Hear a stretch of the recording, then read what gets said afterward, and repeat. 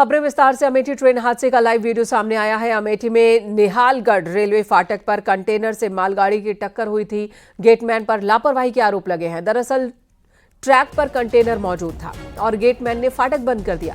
हादसे में मालगाड़ी के ड्राइवर और कंटेनर ड्राइवर को चोट पहुंची है। हादसे के बाद से ही गेटमैन फरार है। अब ये वीडियो सामने आया है हादसे का। देखिए, जब कंटेनर ट्रैक को पार कर रहा था तभी गेटमैन ने फाटक बंद कर दिया, जिसकी वजह से कंटेनर ट्रैक पार नहीं कर पाया और वो ट्रैक पर मौजूद था। तभी मालगाड़ी आती है और मालगाड़ी और कंटेनर की टक्कर हो जाती है। रेलवे फाटक पर टक्कर की ये तस्वीर अब वायरल हो रही है। गेटमैन फरार है। गेटमैन पर लापरवाही के आरोप लगे हैं। अगर फाटक खुला होता तो जाहिर सी बात है कि ये कंटेनर ट्रैक पर खड़ा नहीं होता और कंटेनर यहाँ से क्रॉस कर जाता, ये हादसा नहीं होता। इस हादसे में कंटेनर और मालगाड़ी दोनों के ही ड्राइवर को चोट पहुंची है। पप्पू पांडे हमारे सहयोगी अमेठी से। पप्पू, बहुत अजीबोगरीब ये मामला है। अक्सर ऐसा होता है कि गेट उस वक्त बंद होता है जब कोई गाड़ी नहीं होती है। गेटमैन ने एक बड़ी लापरवाही की, कंटेनर क्रॉस नहीं कर पाया था और फाटक बंद कर दिया गया। इस मामले में क्या अभी तक गेटमैन को पकड़ा जा सका है? जी बिल्कुल, आपको बता दें जिस तरीके से ये अमेठी में भीषण रेल हादसा हुआ है, किसी तरीके से जान माल का नुकसान नहीं हुआ है। न्यूज़ 18 के पास वो एक्सक्लूसिव वीडियो है जो राहगीरों द्वारा बनाया गया है। जब ये ट्रेन हादसा हुआ है, बताया जाए कि ट्रेन के आने से कुछ क्षण पहले रेलवे ट्रैक पर कंटेनर आ जाता है और वो ट्रैक पर ही फंस जाता है, जिसके बाद गेटमैन द्वारा गेट लॉक बंद कर दिया जाता है और उसके बाद वो वहां से फरार हो जाता है। इसी दौरान पीछे से आ रही मालगाड़ी की भीषण टक्कर होती है, जिससे कंटेनर के परखच हैं।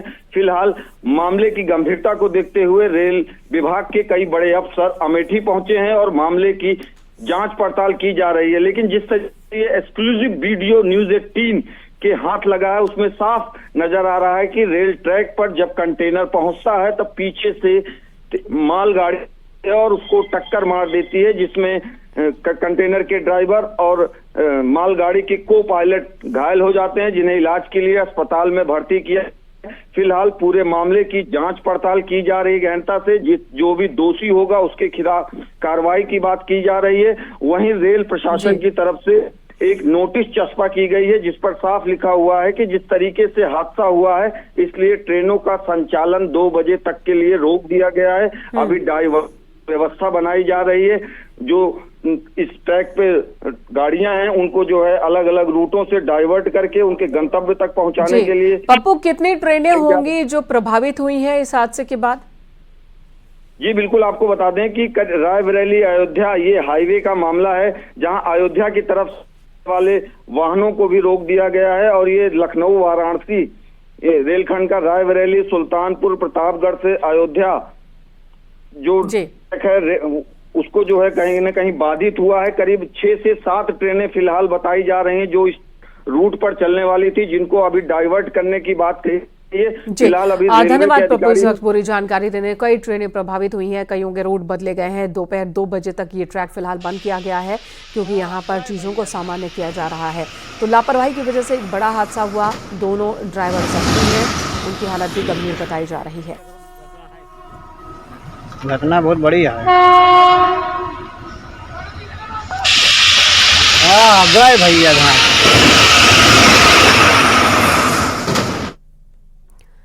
इधर सीमा हैदर ने आज एक बच्ची को जन्म दिया। ग्रेटर नोएडा के कृष्णा अस्पताल में सीमा ने बेटी को जन्म दिया है। परिवार का कहना है कि जच्चा और बच्चा दोनों ही ठीक हैं और जल्द ही उन्हें अस्पताल से डिस्चार्ज कर दिया जाएगा। आपको बता दें, सीमा के पहले से ही 4 बच्चे हैं जो उनके साथ भारत में रह रहे हैं। सीमा हैदर को 5वां बच्चा जो एक बेटी है जिसे सीमा ने आज जन्म दिया है।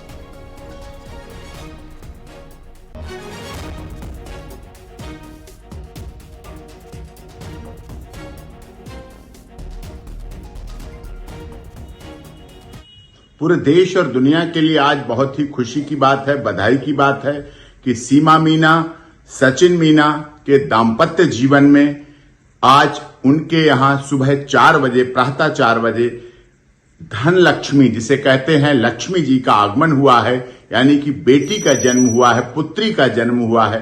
पुत्री धन लक्ष्मी धन के रूप में आज सुबह 4 बजे सीमा मीना सचिन मीना के घर में जन्म लिया है बेटी ने, बच्ची ने।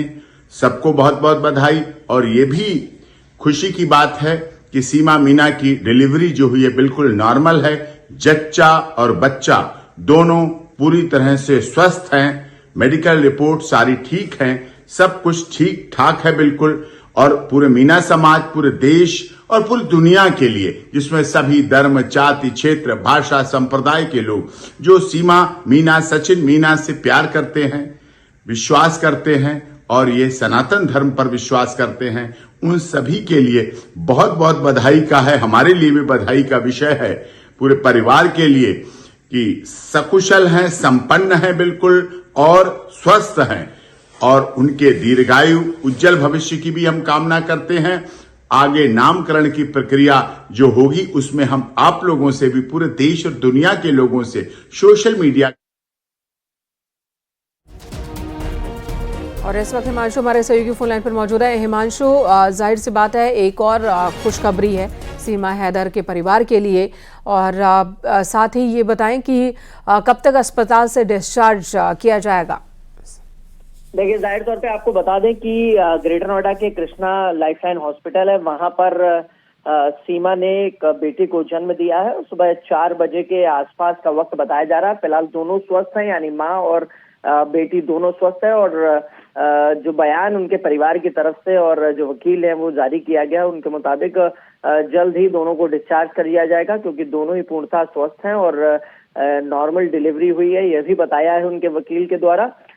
फिलहाल ये 5वां बच्चा है जो सीमा ने जिसको जन्म दिया है बेटी के रूप में, और 4 अन्य बच्चे हैं जो पाकिस्तान से ही सीमा के साथ भारत आए थे, क्योंकि 2 वर्ष पूर्व जिस तरीके से हम लोग जानते हैं कि नेपाल के रास्ते सीमा अपने 4 बच्चों के साथ भारत आई थी, और उसके बाद से ही ग्रेटर नोएडा के रबुपुरा गांव में सचिन के साथ रह रही है और शादी भी की थी। दोनों ने यह दावा किया गया था कि नेपाल के पशुपतिनाथ मंदिर में ये शादी हुई थी। फिलहाल पूरे परिवार के साथ वो रबुपुरा रह रही थी और आज 5वें बच्चे के रूप में बेटी को जन्म दिया है। जी, धन्यवाद इस वक्त पूरी जानकारी देने के लिए। तो एक अच्छी खबर सीमा हैदर की फैमिली के लिए, खुशखबरी। तो अस्पताल में बेटी को जन्म दिया सीमा हैदर ने।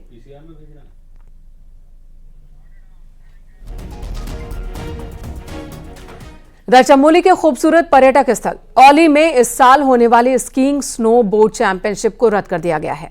पहले ये आयोजन जनवरी और फरवरी में तय हुआ था, लेकिन तब 38वें नेशनल गेम्स की वजह से आयोजन को स्थगित करना पड़ा, जिसके बाद फरवरी और मार्च के पहले हफ्ते में खेलों के होने की उम्मीद थी। लेकिन खेलो इंडिया के तहत गुलमर्ग में नेशनल स्कीइंग खेल आयोजित हुए, जिसकी वजह से औली में विंटर खेल नहीं हो पाए और बताया जा रहा है कि कम बर्फ की वजह से चैंपियनशिप रद्द करनी पड़ी है।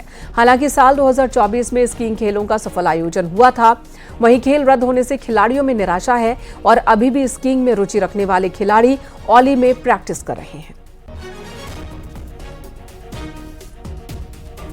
में आयोजित होने वाले नेशनल गेम्स को स्थगित कर दिया गया है, जिसका कि मेन कारण है कि औली में बढ़ता तापमान की वजह से ये खेल अभी नहीं हो पा रहे हैं और हमारे पास लो ऑल्टीट्यूड पे इतना बर्फ नहीं है। बर्फ बहुत तेजी से मेल्ट हो 4-5 लोग हैं और यहाँ पे बहुत मज़ा आ रहा है। हमने 7 दिन का कोर्स लिया है और हमारे सर लोग भी हमको काफ़ी अच्छे से सिखा रहे हैं और हम GMVN से कोर्स कर रहे हैं और यहाँ पे बहुत मज़ा आ रहा है। बर्फ़बारी में काफ़ी कुछ सीखने को मिला इस बार बर्फ़बारी में और काफ़ी मज़ा आ रहा है इस लोग से नीचे आने में और लिफ्ट की भी व्यवस्था है यहाँ पे और काफ़ी मज़ा आ रहा है। जौनपुर में किसान परिवार की 3 सगी बहनों ने पुलिस परीक्षा पास कर इतिहास रच दिया। अपनी कड़ी मेहनत के दम पर बेटियों ने नया मुकाम हासिल किया। किसान के घर जन्मे 3 बेटियों ने यूपी पुलिस में सेलेक्ट होकर एक मिसाल कायम की है। अपने माता पिता और जनपद का नाम रोशन किया है।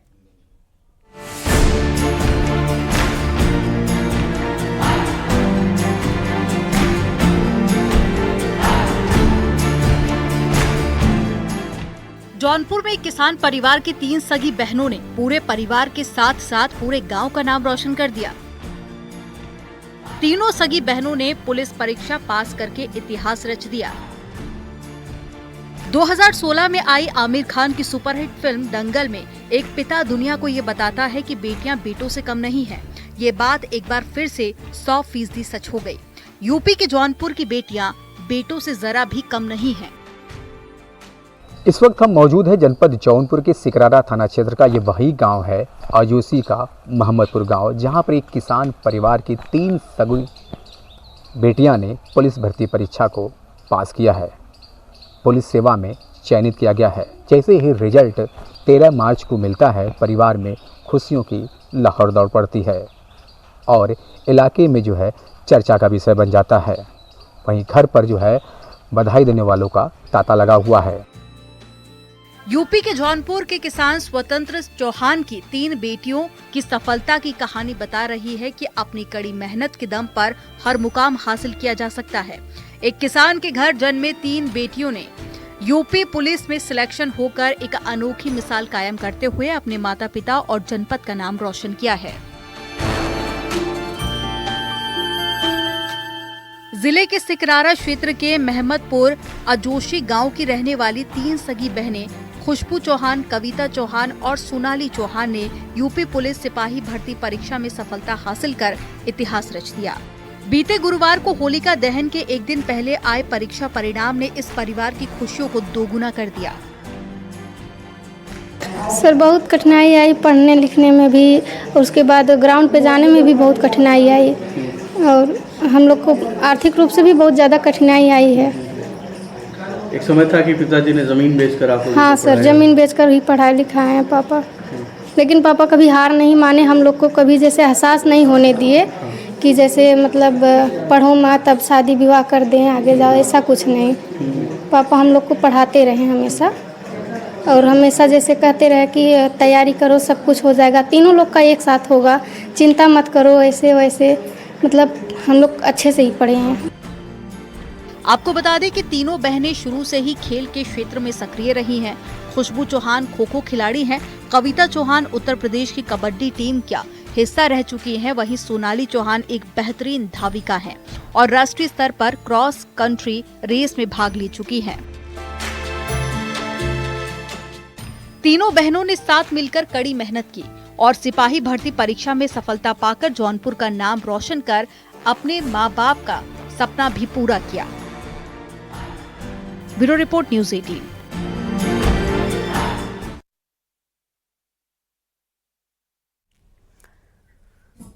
और यूपी पुलिस भर्ती परीक्षा में मेरठ के एक ही गांव के 14 लोगों का सिलेक्शन हुआ। इससे गांव में खुशी का माहौल है। जो लोग सिपाही बने हैं उनमें से किसी के माता पिता अनपढ़ हैं, किसी के मजदूर हैं तो किसी के पिता ठेला लगाते हैं। ये सभी सरोजपुर गांव के हैं। 14 अभ्यर्थियों में 3 लड़कियां हैं और 11 लड़के।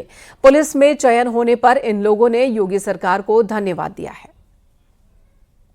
बस जी बहुत संघर्ष कर करीब करी बेटी ना तैयारी, घर का इल्ला भी करा थी जी सारा, घर ही रह के करी शायद तैयारी। जैसा कि आपने बताया पढ़े लिखे नहीं है, कितनी मुश्किलों का सामना करना पड़ा? बहुत मुश्किलों का सामना करा जी, बस बहुत हिम्मत करी लड़की ने, बहुत पढ़ा जी। पहले तो मैंने 1 रुपए का बुढ़िया का बाल बेका जी साइकिल पे जी अपना फेरी करूँ करना जी।